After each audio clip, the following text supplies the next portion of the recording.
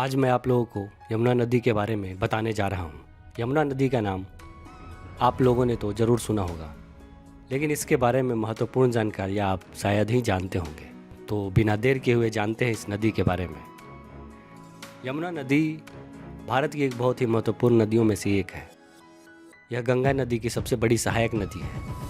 यमुना नदी का उद्गम स्थान को यमुनोत्री के नाम से जाना जाता है, जो कि उत्तराखंड में है।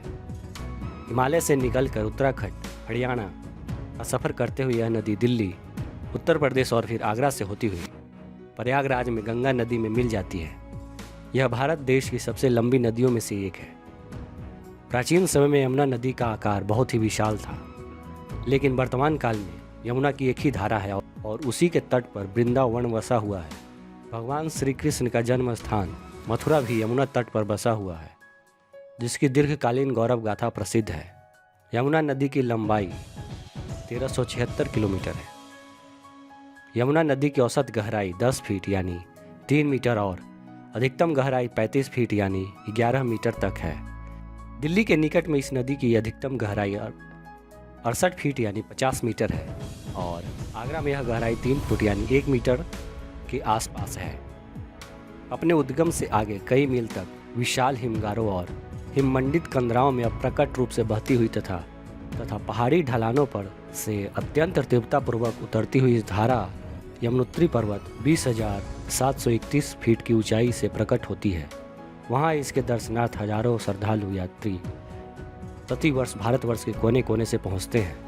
यमुना नदी को हिंदू धर्म में एक बहुत ही पवित्र नदी के रूप में जाना जाता है और इस नदी के घाटों पर लाखों लोगों द्वारा अनुष्ठान किया जाता है।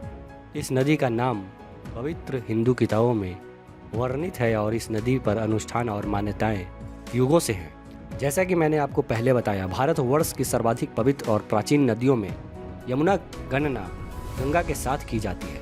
पौराणिक अनुश्रुतियों के अनुसार यमुना जी के 1000 नामों से उसकी प्रशस्ति का गायन किया गया है। वृंदावन में यमुना के किनारों पर बड़े सुंदर घाट बने हुए हैं और उन पर अनेक मंदिर, देवालय, छतरियाँ और धर्मशालाएं हैं, जिनसे यमुना के तट की शोभा अधिक बढ़ जाती है।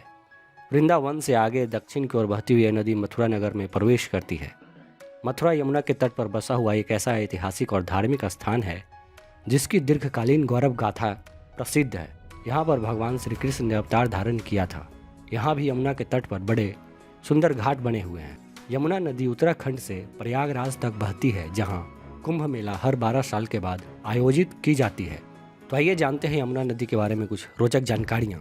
एक बात आपको भी जानकर आश्चर्य होगा कि यमुना नदी में भी गर्म पानी होता है और कुछ जगह के पानी का तापमान इतना अधिक होता है कि आप इससे एक कप चाय भी बना सकते हैं। दरअसल यमुना नदी एक गर्म पानी का कुंड बनाती है। यह कुंड सूर्य कुंड यमुनोत्री के नाम से जाना जाता है, जो कि उत्तराखंड में स्थित है। कई लोग इस जगह पर घूमने के लिए आते हैं।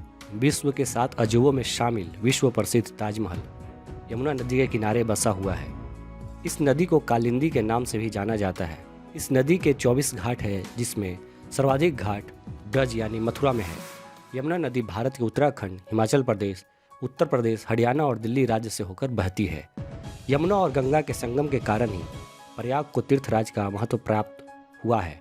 वाल्मीकि रामायण और विष्णु पुराण में यमुना नदी का विवरण प्राप्त होता है।